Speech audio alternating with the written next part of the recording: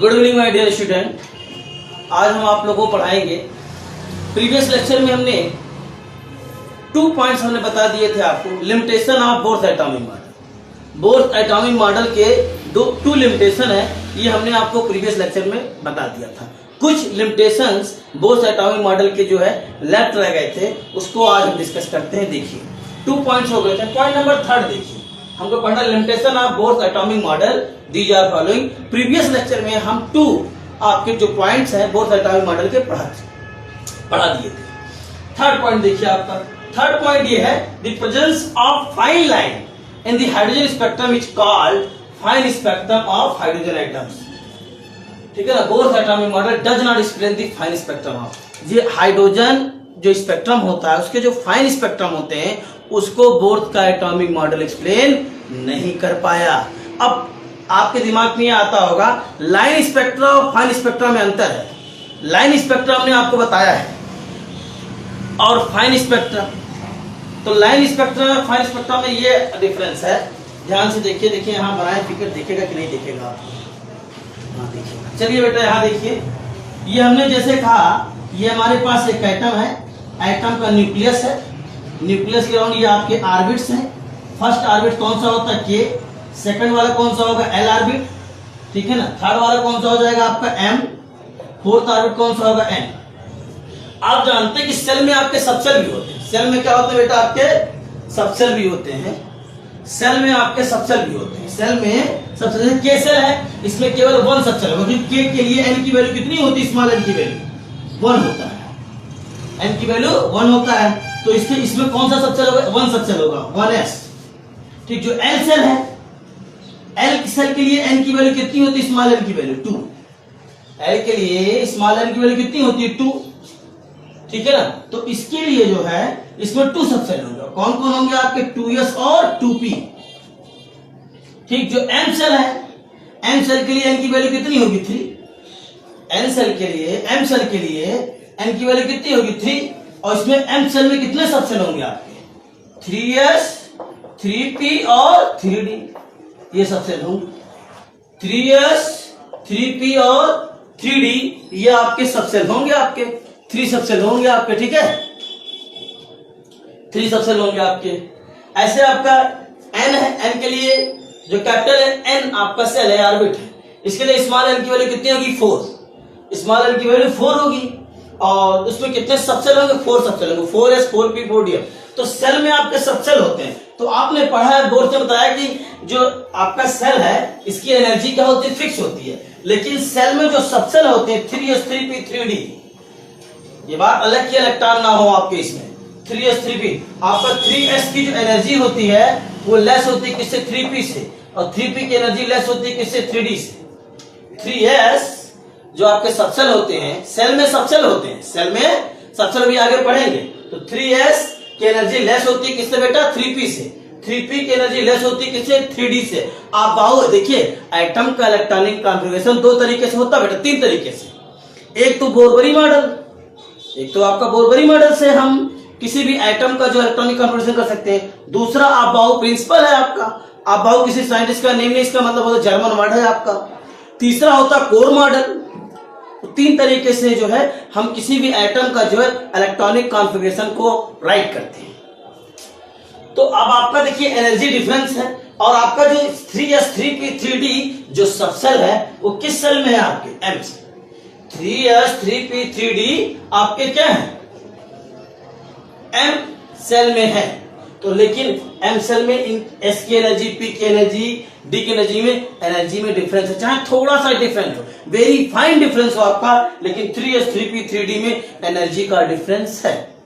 और जब एनर्जी का डिफरेंस है तो इलेक्ट्रॉन जब जंपिंग करेगा आपका, तो हो सकता हो इलेक्ट्रॉन जो होता है वो मान लीजिए 3s से आपका जो आ रहा है 2s में आ रहा है, हो सकता है 3p से आपका 2p में आ रहा है, हो सकता है 3d से 2d में आ रहा है। भाई मान लीजिए इलेक्ट्रॉन जंप करके m से l में जा रहा है। इलेक्ट्रॉन जंप करके, बेटा मैं रिपीट कर देंगे, पहले ध्यान से सुनिए आप। इलेक्ट्रॉन जंप करके m से किस में जा रहा है, l में। तो m में आपके 3 सबसेल है, 3s 3p 3d। हो सकता है इलेक्ट्रॉन 3s से जंप करके 2s में आ जाए, हो सकता है इलेक्ट्रॉन 3p से जंप करके 2p में आ जाए, हो सकता है इलेक्ट्रॉन 3d से जम करके इसमें आ जाए आपका, 3d से जम करके जो है 2d होता नहीं है आपका, तो 3d से जम करके हो सकता है 3p में आ जाए, 3s में आ जाए, तो एनर्जी अलग अलग होगा। जो एनर्जी वेवलेंथ इमिशन करेगा वो एनर्जी अलग अलग होगा, और लेकिन वेवलेंथ में जो डिफरेंस होगा बहुत कम होगा। तो ये देखिए जब क्या हुआ, जो फाइन लाइन स्पेक्ट्रा मिला था, लाइन स्पेक्ट्रा को बोर्स एटॉमिक मॉडल एक्सप्लेन नहीं कर पाया, लाइन स्पेक्ट्रा को बोर्स एटॉमिक मॉडल एक्सप्लेन नहीं कर पाया। लाइन स्पेक्ट्रा को किसने एक्सप्लेन किया? Bourse atomic model. Bourse atomic model जो है आपका जो है लाइन स्पेक्ट्रा को एक्सप्लेन करता। लाइन स्पेक्ट्रा हमने बताया था क्या होता है, लेकिन अब देखिए बाद में ये देखा गया study of hydrogen spectrum by a simple. देखिए स्पेक्ट्रोस्कोप हमने बताया था एक ऐसा इंस्ट्रूमेंट होता है, स्पेक्ट्रोस्कोप या स्पेक्ट्रोग्राफ हमने बताया था आपका एक ऐसा इंस्ट्रूमेंट होता है जिसकी सहायता से अगर कोई रेज पास हो रहा है, उससे पास कर दे उस इंस्ट्रूमेंट से, तो वो क्या करता है, उसमें डिफरेंट वेवलेंथ के, डिफरेंट फ्रीक्वेंसी के आपकी जो रेज है सबको एक एक करके अलग कर देगा, किसी को नहीं छोड़ेगा, कुछ नहीं छोड़ेगा। जितने भी आपके वेवलेंथ के फ्रीक्वेंसी के रेज सबको अलग कर देगा, एक एक को छाड़ के किनारे कर देगा, आपका सबको सेपरेट कर देता है, स्प्लिटिंग कर देता है सबकी। आपका स्पेक्ट्रोस्कोप या स्पेक्ट्रोग्राफ एक ऐसा इंस्ट्रूमेंट है। चलिए तो यहाँ पे स्टडी आपका, जैसे आप पढ़ते हैं माइक्रोस्कोप, माइक्रोस्कोप कई तरीके के होते हैं बेटा, उनका रिजॉल्विंग पावर होता है, आप लोग पढ़े होंगे, ठीक है ना, जो है रिजॉल्विंग पावर, ठीक है ना, या पावर पढ़ेंगे P=F/1/F, लेंस में पढ़े होंगे आप लोग। तो रिजॉल्विंग पावर होता है, इसे आपका जो है कंपाउंड माइक्रोस्कोप होता है, कॉन्टेस्ट माइक्रोस्कोप होता है, इलेक्ट्रॉनिक जो है इलेक्ट्रॉन माइक्रोस्कोप होता है। जो माइक्रोस्कोप होते हैं बहुत सारे होते हैं बेटा, जो माइक्रोस्कोप होते हैं वो बहुत सारे होते हैं आपके, ठीक है। ऐसे एक बार बता देंगे, ध्यान से सुनिए केवल आप लोग बस। तो आपका जो होता है ये जब सिंपल स्पेक्ट्रोस्कोप से देखा गया जिसका रिजॉल्विंग पावर कम था, तो ये बिल्कुल जो लाइन मिल रहा था, ये बिल्कुल ये फोटोग्राफिक प्लेट है, फोटोग्राफिक प्लेट लाइन ऐसे मिल रहा था इनको, लाइन। अब जो कलर होगा येलो कलर, रेड कलर, जिस कलर का होगा आपका, ये ऐसे लाइन मिला जब किससे देखा गया, सिंपल स्पेक्ट्रोस्कोप से देखा गया। लेकिन एक ऐसा स्पेक्ट्रोस्कोप जिसकी रिजॉल्विंग पावर हाई है, जैसे आपका इलेक्ट्रॉन माइक्रोस्कोप है, उसका रिजॉल्विंग पावर हाई है, ठीक है ना। तो क्या करेगा आपका जो है रिजॉल्विंग पावर और मैग्निफिकेशन पावर दो होता है। मैग्निफिकेशन पावर क्या होता है आपका, किसी भी ऑब्जेक्ट को जितना बड़ा करके दिखा दे, जितने टाइम्स गुना करके दिखा देता है, बिग करके दिखा देता है, वो उसका मैग्निफिकेशन पावर होता है। रिजॉल्विंग पावर ये होता है कि टू पार्टिकल्स के बीच में जितने कम डिस्टेंस हो लेकिन वो सेपरेट करके दिखा दे कि इतना डिस्टेंस है आपका, ठीक है ना। तो वो आपका जो होता है रिजॉल्विंग पावर होता है आपका।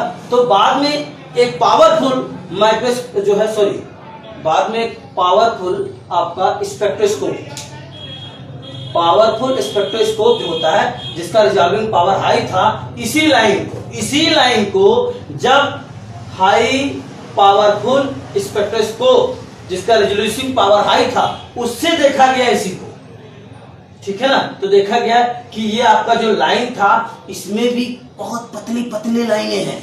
ये जो लाइन है आपका, ये जो लाइन था, जब आपका स्पेक्ट्रोस्कोप, एक ऐसा स्पेक्ट्रोस्कोप जिसका रिजॉल्विंग पावर हाई था, उससे आपका क्या किया गया, इस रेज को क्या किया गया, पास किया गया। तो देखा गया कि इस लाइन में भी क्या है, वेरी वेरी फाइन लाइन है आपका। और ये वेरी फाइन लाइन क्यों है, क्योंकि सेल में आपके क्या होते हैं, सबसेल होते हैं।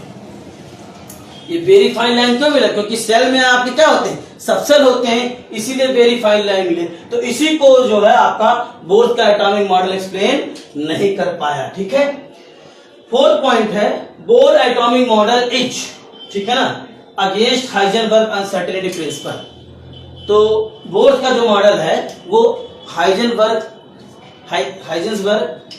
जो है अनसर्टेनिटी प्रिंसिपल के अगेंस्ट है। अब हाइजेनबर्ग अनसर्टेनिटी प्रिंसिपल होता क्या है, इसको आगे आप डिटेल में पढ़ेंगे, लेकिन थोड़ा सा यहां समझ लीजिए। हाइजेनबर्ग अनसर्टेनिटी प्रिंसिपल है, it is impossible to exact determination of momentum and position of electron at an increment times, ठीक है ना। हाइजेनबर्ग अनसर्टेनिटी प्रिंसिपल ये है कि किसी इलेक्ट्रॉन्स का पोजीशन और मोमेंटम दोनों एक साथ हम सही कैलकुलेट नहीं कर सकते।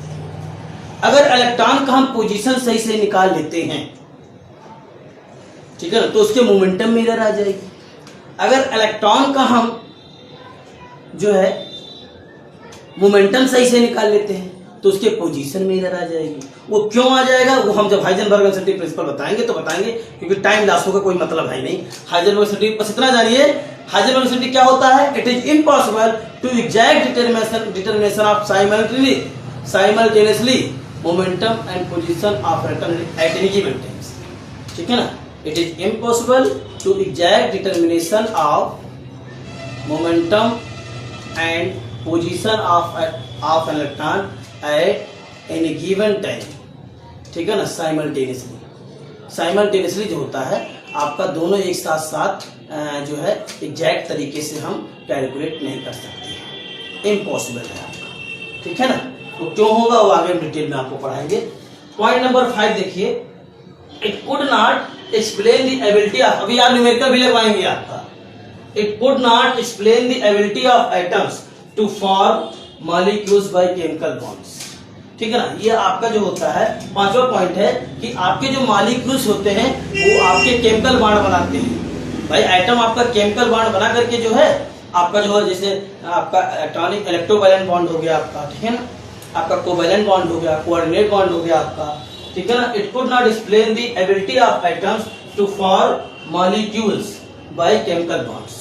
मतलब आपका जो बोर्ड का एटॉमिक मॉडल है ये एक्सप्लेन नहीं करता है कि आपका जो है एटम केमिकल बॉन्ड कैसे बनाते हैं, क्यों बनाते हैं, और जब केमिकल बॉन्ड एटम्स के बिटवीन बनता है, वो चाहे सेम एटम हो चाहे डिफरेंट एटम हो, तो मॉलिक्यूल्स का फॉर्मेशन होता है। इसको भी किसने नहीं बताया? आपका बोर्ड का एटॉमिक मॉडल, बोर्ड ने इसे भी नहीं बताया। ठीक है, पॉइंट नंबर 6 है, ठीक है ना, बोर्ड ने कहा कि इलेक्ट्रॉन जो होता है वो पार्टिकल नेचर होता है। इलेक्ट्रॉन क्या होता है? पार्टिकल नेचर होता है। ठीक है ना, लेकिन एक साइंटिस्ट है डी ब्रोगली, आगे पढ़ेंगे इसके बाद, डी ब्रोगली, इन्होंने बताया कि एटम में आपके जो न्यूक्लियस होते हैं, न्यूक्लियस के अराउंड क्या होते हैं? आपके सेल होते हैं, इलेक्ट्रॉन इसी में रिवॉल्व करता है। तो इलेक्ट्रॉन जो होता है न्यूक्लियस के अराउंड बेटा एक वेव लाइक पथ में क्या करता है? मोशन करता है। इलेक्ट्रॉन न्यूक्लियस के अराउंड क्या करता है? एक वेव लाइक पथ में क्या करता है? मोशन करता है। इलेक्ट्रॉन न्यूक्लियस के अराउंड एक वेव लाइक पथ में क्या करता है? मोशन करता है। इसको डी ब्रोगली ने बताया, यानी कि ड्यूअल बिहेवियर ऑफ या dual nature of electrons. Electrons behave as particle nature as well as wave nature. इसको 1924 में फ्रेंच साइंटिस्ट डी ब्रोगली ने बताया। Electrons behave as particle nature as well as wave nature. ठीक है ना, इसको किसने बताया? डी ब्रोगली एक साइंटिस्ट हैं, फ्रेंच के साइंटिस्ट हैं, फ्रांस के। 1924 में इन्होंने बताया, 1924 में बताया इन्होंने। ठीक है ना, लेकिन आपका बोर्स ने क्या बताया? बोर्स ने ये बताया कि इलेक्ट्रॉन जो होता है वो आपका पार्टिकल नेचर होता है, वेव नेचर शो नहीं करता है, वेव नेचर को एक्सप्लेन नहीं कर पाए। देखिए, it was suggested by de Broglie that a small moving particles like electron has particles as well as wave nature. Bose treated electron as particle only. Bohr's ने कहा कि आपके जो इलेक्ट्रॉन्स होते हैं वो केवल क्या होते हैं? पार्टिकल नेचर होते हैं, वेव नेचर के नहीं होते हैं।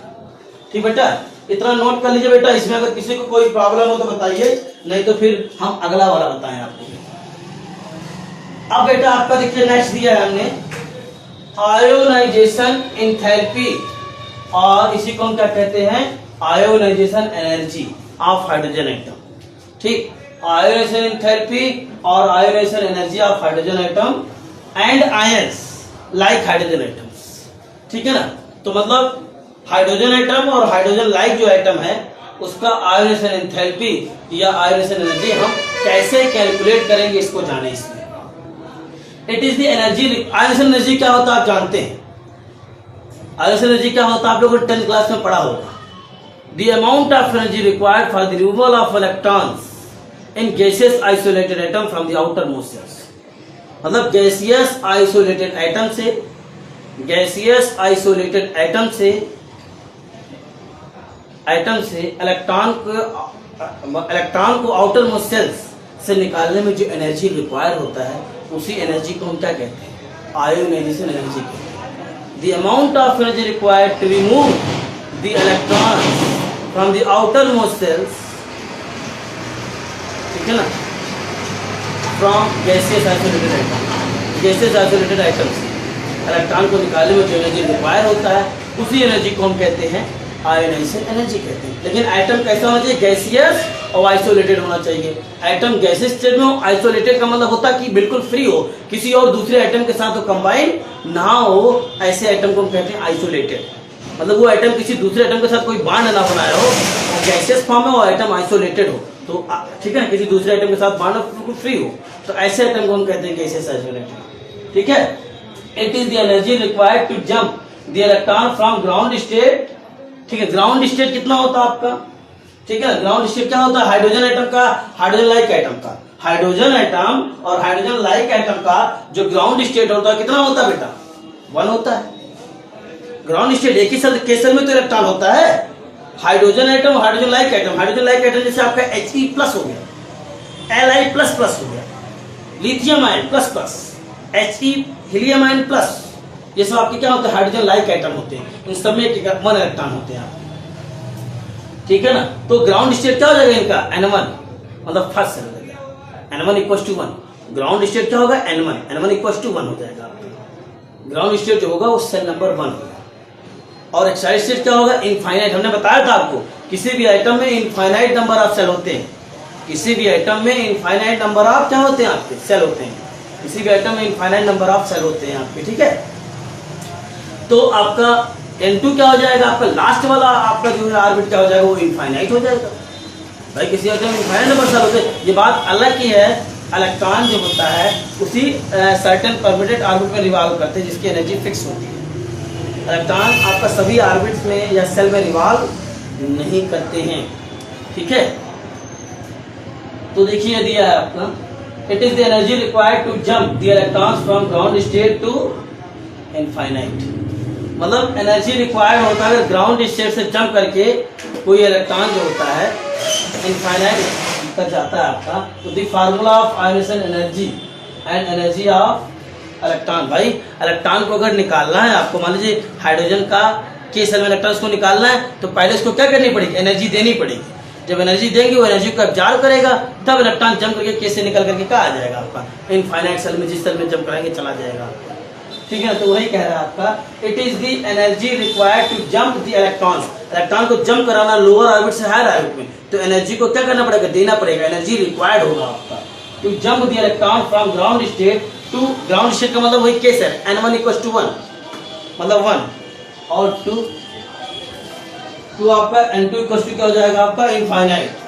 N2 इक्वल टू क्या हो जाएगा आपका, इनफाइनाइट, ठीक है। शिवम पटेल अभी बता रहे बेटा आपको क्या प्रॉब्लम है, कमेंट अभी बताइएगा, पहले इसको बता ले पूरा तब आपको बताते हैं, ठीक है ना। N इक्वल टू इनफाइनाइट और En इक्वल टू यहाँ से कितना हो जाएगा आपका, देखिए आपका N equal to 1 to N equals to infinite, ठीक है ना। The formula of ionisation energy and energy of electron for N equals to 1 to N equals to infinite। Electron जो होता है जो है N1 से जंप करके जो है आपका इनफाइनाइट पे जाता है, तो इलेक्ट्रॉन की एनर्जी कितनी होगी वो देख लीजिए, ठीक है ना, इनफाइनाइट तक चला जाए।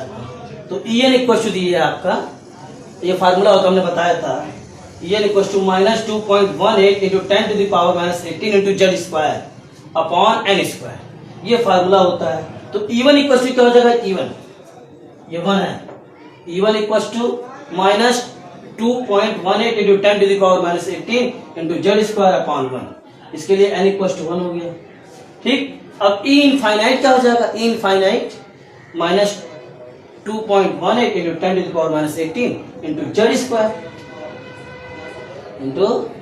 स्क्वायर अपॉन, यहाँ पे n होता है, फार्मूले में n है, n मतलब इनफाइनाइट प्लस स्क्वायर इनफाइनाइट, इसको सॉल्व करेंगे तो क्या आ जाएगा, 0। जब ये इनफाइनाइट होगा तो क्या हो जाएगा आपका, किसी नंबर को अपॉन इनफाइनाइट कर देंगे तो 0 हो जाता है। वैसे 100 अपॉन इनफाइनाइट 0, ठीक है ना। 1 लाख अपॉन इनफाइनाइट 0, ये हो जाएगा 0 आपका, ठीक है। तो आयोनाइजेशन एनर्जी इक्वल टू क्या हो जाएगा, energy of infinite minus energy of ground state. E1 क्या ग्राउंड स्टेट की एनर्जी है, ठीक है ना, कामा आई, इसको करेंगे तो कितना आ जाएगा energy, plus 2.18 into 10 to the power -18 into Z square. Z आपका एटॉमिक नंबर है, और आयनाइजेशन एनर्जी ऑफ, ये एनर्जी चेंज आ गया दोनों का, आयनाइजेशन एनर्जी ऑफ हाइड्रोजन कितना आ जाएगा आपका plus 2.18 into 10⁻⁻18 joule per atom when Z = 1। ठीक, दोनों सेम होगा आपका, क्योंकि इनफाइनाइट वाला पूरा जीरो हो जा रहा है आपका ना, इनफाइनाइट का जो जीरो हो जा रहा है, तो आपका जो चेंज आएगा आपका एनर्जी में वो, और ये हाइड्रोजन की एनर्जी दोनों क्या हो जाएगा आपका सेम हो जाएगा आपको, क्योंकि इनफाइनाइट पे जीरो हो जाएगा आपका। ठीक बेटा, अब इसमें बेटा किसी को कोई प्रॉब्लम हो तो पूछ लीजिए, नहीं तो आगे नंबर 6 क्या है। It was suggested by de Broglie that a small moving particles like electron has particles as well as, ठीक, wave nature Bohr BOHR Bohr treated electron as a particles only. ठीक है ना, बोर ने बताया कि electron जो होता है वो केवल पार्टिकल नेचर होता है, लेकिन एक साइंटिस्ट हैं फ्रांस के डी ब्रॉगली, इन्होंने 1924 में बताया कि इलेक्ट्रॉन जो होता है वो आपका एटम में न्यूक्लियस के अराउंड जो होता है सर्कुलर ऑर्बिट में रिवॉल्व तो करता ही करता है, लेकिन इसके साथ साथ इलेक्ट्रॉन जो होता है रिवॉल्व करेगा तो वेव लाइक पथ में ऐसे, बिल्कुल सर, देखिए ऐसे वेव ऐसे तो मोशन करता है, इलेक्ट्रॉन रिवॉल्व करेगा तो वेव लाइक पथ में क्या करेगा आपका मोशन करता है, वेव लाइक पथ में क्या करता है आपका मोशन करता है। यानी कि ड्यूअल नेचर ऑफ इलेक्ट्रॉन्स, इसको किसने बताया, डी ब्रॉगली ने बताया, बोर ने नहीं बताया। बोर ने केवल इतना बताया कि इलेक्ट्रॉन्स आपका पार्टिकल नेचर होता है, वेव नेचर नहीं होता है, इसका जिक्र भी नहीं किया किसने, बोर्स एटॉमिक मॉडल या बोर्स ने। ठीक है ना, तो डी ब्रॉगली ने बताया electrons behave as particle nature as well as wave nature. तो ये ड्रॉबैक है, क्योंकि इलेक्ट्रॉन जो होता है वो न्यूक्लियस के राउंड जब रिवॉल्व करता है सर्कुलर ऑर्बिट तो वेव लाइक पथ में रिवॉल्व करता है। अभी श्रोडिंगर वेव इक्वेशन तभी मिलता है आपका। ठीक है ना, तो हो गया बेटा, कोई प्रॉब्लम हो तो बताइए। देखिए आयनाइजेशन एनर्जी होता क्या है, it is the amount of energy required to remove the electrons from the outer most shells of an gaseous isolated atoms. ठीक है ना, किसी भी एटम्स के आउटर मोस्ट सेल या कोई भी सेल कर सकते, कोई जरूरी नहीं है, ठीक है ना, इनर वाला भी निकाल सकते हैं। ठीक है ना, तो किसी भी हमारे पास कोई गैसियस आइसोलेटेड एटम है, गैसियस आइसोलेटेड एटम से इलेक्ट्रॉन को निकालने में, चाहे वो आउटर मोस्ट सेल का किसी भी सेल का, इलेक्ट्रॉन को निकालने में जो एनर्जी लगती है बेटा, उसी को हम कहते हैं आयोनाइजेशन एनर्जी। ठीक है ना, the amount of energy required for the removal of electrons from the outer most cells, या कह दीजिए for the removal of electron from the atoms. ठीक है ना, in gaseous isolated from the atom. ठीक है ना, in gaseous isolated atom, gaseous isolated atom से इलेक्ट्रॉन को निकालने में जो एनर्जी लगती है उसी एनर्जी को हम क्या कहते हैं, आयोनाइजेशन एनर्जी कहते हैं। अब गैसियस का मतलब जानते हैं, आइसोलेटेड एटम का मतलब क्या होता है, वो एटम फ्री हो, किसी दूसरे एटम के साथ कंबाइन ना हो, आइसोलेटेड एटम का मतलब यही होता है, आइसोलेटेड एटम का मतलब यही होता है। ठीक है, और कोई कंफ्यूजन बेटा? अब इलेक्ट्रॉन को चाहे आप आउटर मोस्ट सेल से निकालिए, ठीक है ना, इलेक्ट्रॉन को चाहे आप आउटर मोस्ट सेल से निकालिए या जो है किसी इनर वाले सेल से निकालिए, दोनों में कंडीशन हो सकता है, दोनों हो सकता है, कोई दिक्कत, कोई प्रॉब्लम नहीं। आयोनाइजेशन एंथैल्पी बेटा एक ही चीज होता है, आयोनाइजेशन एंथैल्पी, आयोनाइजेशन एनर्जी और आयोनाइजेशन पोटेंशियल, ये तीनों एक ही होता है बेटा। अगेन बेटा कमेंट करके बताइए कोई प्रॉब्लम पर एटम। ठीक है ना, इसको निकालना है जूल पर एटम। क्वेश्चन फिर से एक बार सुन लीजिए। क्वेश्चन नंबर 1 क्या है, calculate the energy of electron in the first orbit of hydrogen atom Hg+ and Li2+ ion in joules per atom. ये हमें निकालना है। चलिए सॉल्यूशन देखते हैं इसका। सॉल्यूशन देखते हैं इसका, ठीक है ना। तो फॉर हाइड्रोजन एटम तीनों के लिए अलग अलग निकालेंगे।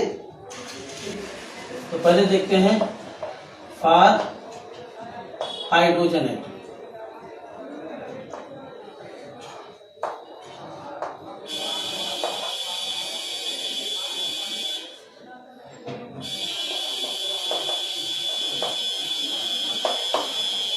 H atom. तो हाइड्रोजन एटम के लिए जो H की वैल्यू होगी कितनी हो जाएगी, सॉरी हाइड्रोजन एटम के लिए जो Z की वैल्यू कितनी होगी आपका 1, Z की वैल्यू 1 हो जाएगी और N की वैल्यू कितनी हो जाएगी आपका 1, ठीक है ना।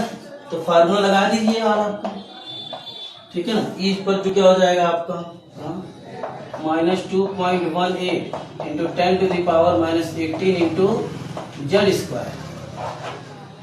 Z square upon N square, ये फार्मूला होता है आपका, बोलिए Z square upon N square put कर दीजिए यहाँ पे। E1 इक्वल टू क्या मिलेगा हमको, बोलिए ये 1 का स्क्वायर 1 ही होगा और एटॉमिक नंबर भी 1 है, 1 का स्क्वायर 1, तो कितना आ जाएगा हमको, तो माइनस आपका 2.18 into 10 to the power -18 joule per atom, ठीक है ना, जूल पर एटम। हमसे पूछा था क्या, calculate the energy of electron in the first orbit की एनर्जी हमने निकाल लिया, -2.18 into 10 to the power -18 joule per atom आ गया, ठीक। अब सेकंड देखिए, फर्स्ट पार्ट हो गया, सेकंड पार्ट देखिए, इसका सेकंड एटम कौन है, He+, ठीक है ना, फॉर He+ एटम। तो He+ एटम के लिए क्या हो जाएगा आपका, He+ एटम के लिए Z इक्वल टू कितना हो जाएगा आपका, हीलियम एटम है, एटॉमिक नंबर 2 होगा, N1 इक्वल टू आपका वही होगा आपका, N इक्वल टू आपका वही होगा, ठीक है ना। फर्स्ट ऑर्बिट के लिए पूछा है आपका, तो इसकी एनर्जी क्या हो जाएगी, ठीक है ना, E1 ऑफ किसके लिए, He+, ठीक है। या नहीं लिखेंगे क्योंकि हमने यहाँ लिख दिया है, कोई जरूरी नहीं लिखना है यहाँ पे।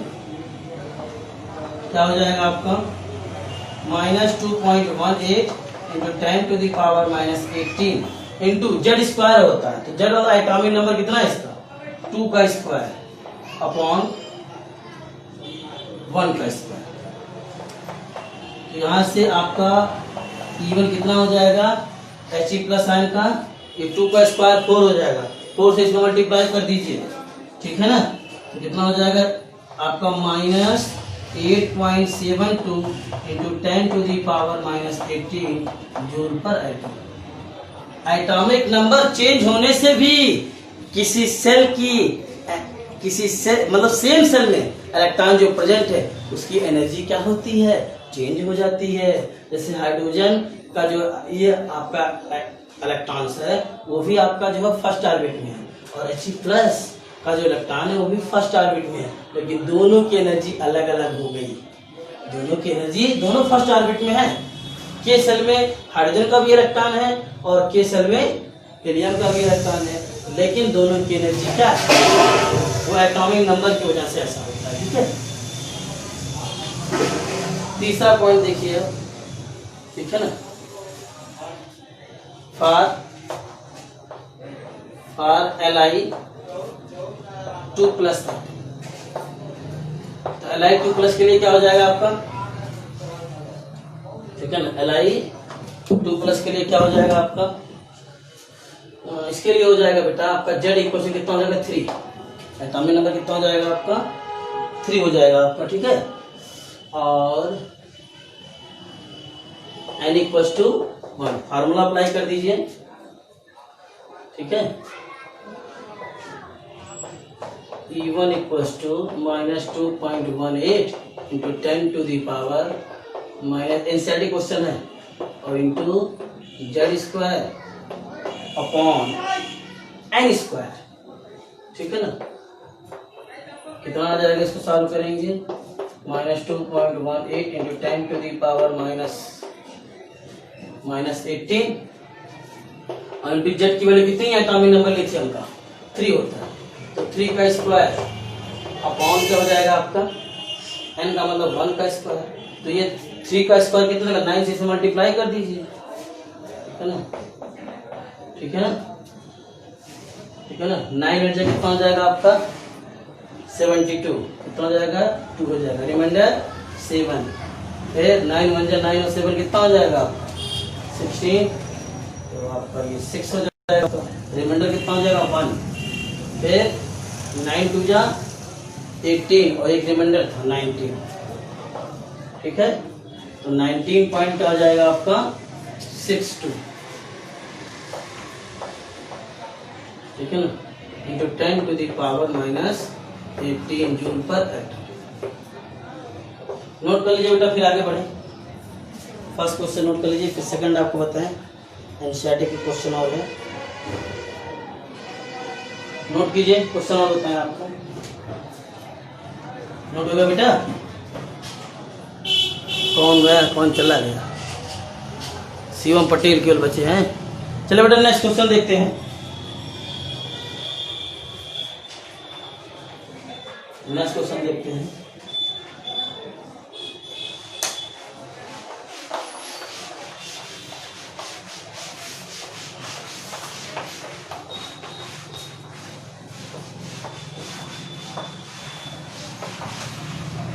नेक्स्ट क्वेश्चन देखिए बेटा, बहुत अच्छा क्वेश्चन है, ये भी एनसीईआरटी का ही है, ठीक है ना। Calculate the radius of, question number 2,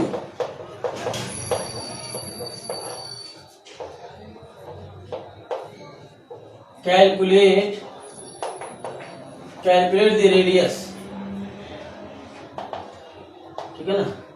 calculate the radius of first orbit, ठीक है ना। Calculate the radius of first orbit of He plus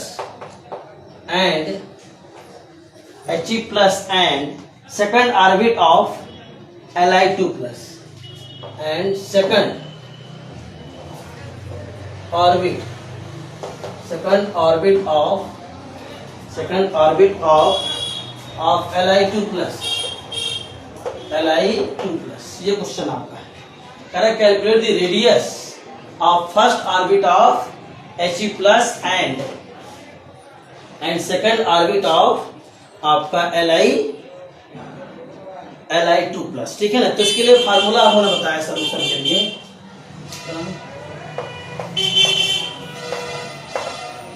ठीक है ना। एक फार्मूला होता Rn इक्वल टू क्या होता है आपका, हमने बताया था रेडियस का जो फार्मूला होता है, ठीक है ना, वो Rn इक्वल टू होता है n स्क्वायर इंटू 52.9, ठीक है ना, अपॉन क्या होता है आपका, ठीक है ना, अपॉन जेड पी,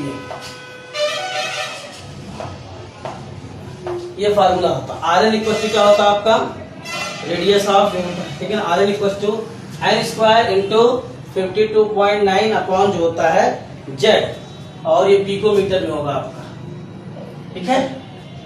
ये आपका जो है किसी भी ऑर्बिट्स की रेडियस हम ऐसे निकालते हैं। तो चलिए सबसे पहले देखते हैं calculate the radius of first orbit of He plus, ठीक है ना। तो लिखेंगे, पहला देखेंगे फॉर He प्लस के लिए देखते हैं। He प्लस के लिए जो एटॉमिक नंबर होगा कितना होगा, हीलियम का एटॉमिक नंबर कितना होता है, 2, हीलियम का एटॉमिक नंबर 2 हो जाएगा आपका। और जो है इस और फर्स्ट ऑर्बिट के लिए पूछा है He प्लस के लिए, ठीक है ना। तो n इक्वल टू कितना हो जाएगा आपका 1, पुट कर दीजिए इसमें बेटा। तो He प्लस, ये फर्स्ट ऑर्बिट के लिए पूछा है तो He प्लस लेकर के क्या लिख दीजिए R1, ठीक है ना, R1 यानी कि फर्स्ट ऑर्बिट का रेडियस आपको फर्स्ट ऑर्बिट का R1 इक्वल टू क्या हो जाएगा आपका, n की वैल्यू 1 का स्क्वायर इंटू 52.9 अपॉन जेड की वैल्यू कितनी है आपका 2, सॉल्व कर लेंगे तो 1 का स्क्वायर 1 ही होगा, 2 से इसको डिवाइड कर दीजिए, ठीक है ना। कितना आ जाएगा आपका 2 2 जा 4, 1 रिमाइंडर 12 आ जाएगा, ठीक है ना। 2 6 जा 12.9, 2 4 जा 8, रिमाइंडर 1, डेसिमल लगाएंगे 0 बनाएंगे, ठीक है ना। 26.45 pm पिकोमीटर, ठीक। इसी प्रकार से सेकंड देख लीजिए फॉर आपका Li plus for Li plus plus, Li plus plus के लिए देख लीजिए आप, ठीक है ना। Li प्लस प्लस के लिए क्या होगा आपका, Li प्लस प्लस के लिए जो एटॉमिक नंबर होगा कितना होगा आपका 3। लिथियम आयन के लिए जो एटॉमिक नंबर होगा कितना होगा आपका 3 होगा, ठीक है ना। और आपका जो है n की वैल्यू कितना हो जाएगा आपका, n की वैल्यू इसके सेकंड ऑर्बिट के लिए पूछा है, second orbit of Li plus plus, तो सेकंड ऑर्बिट का मतलब क्या हो जाएगा आपका 2। फार्मूला लगा दीजिए, क्या हो जाएगा Rn, ठीक है। R2 कर दीजिए second orbit, R2 equal to क्या हो जाएगा आपका, ठीक है ना, n square into 52.9 upon z, कितना आ जाएगा यहाँ से R2 इक्वल टू रखेंगे, n की वैल्यू कितनी है इसके लिए 2 का स्क्वायर इंटू आपका 52.9 अपॉन जो n की वैल्यू है वो 3 है, ठीक है। कितना आ जाएगा ये 2 2 जा 4, 4 इंटू 52.9 अपॉन 3, इसको सॉल्व कर लीजिएगा, कितना आ जाएगा 4 से मल्टीप्लाई कर दीजिए आप, या 3 से इसको मल्टीप्लाई करेंगे, डिवाइड कर देंगे 4 को तो 1.33 आएगा, तो मल्टीप्लाई कर लीजिए, 4 से इसको मल्टीप्लाई करेंगे कितना हो जाएगा, ठीक है ना। 4 9 जा 36 का 6, रिमाइंडर 3, 4 2 जा 8 और रिमाइंडर 3, 11 11 का 1, ठीक, रिमाइंडर 1 और 4 5 जा 20 और रिमाइंडर 1 21, ठीक है ना। डिसमल आपका 1 प्लेस के बाद है, 1 प्लेस के बाद डिसमल लगा दीजिए, 211.6 हो गया आपका, और डिवाइडेड बाई आपका 3 और ये R2 था आपका, ठीक। 3 से इसको डिवाइड कर दीजिए, 3 7 जा 21, ठीक है ना, 1 आएगा, रिमाइंडर 0 बढ़ा देंगे आप, 1 6 पॉइंट, ठीक है ना, 1 6, 3 5 जा 15, 1 रिमाइंडर 0, 3 रिमाइंडर पी, ठीक है ना, इतना जो 70.53 पिकोमीटर, ये आंसर हो गया। अब इसमें किसी को कोई कंफ्यूजन हो तो बताइए, नहीं तो आगे बढ़े। इसमें किसी को कोई कंफ्यूजन हो तो बताइए, नहीं तो आगे बढ़े। केवल एक लोग हैं, शिवम पटेल केवल हैं, इतनी नोटेड सर। चलिए आगे बताइए, आगे बता रहे बेटा, चलिए आगे देखते हैं।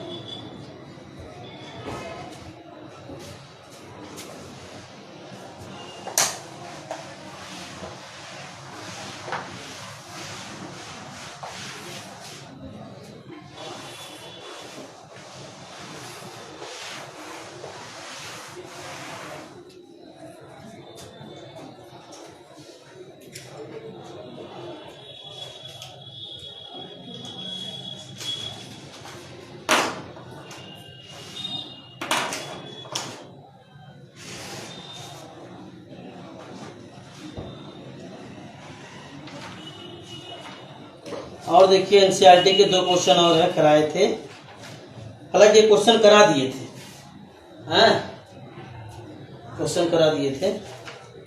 अरे वो Lyman series, Balmer series, Paschen series का जो क्वेश्चन है वो हम कल जो है शाम को कराए थे, ठीक है ना। किसी दिन मौका मिलेगा और करा देंगे, आप लोग लगाइएगा, ठीक है ना। अब इसके आगे कल देखेंगे।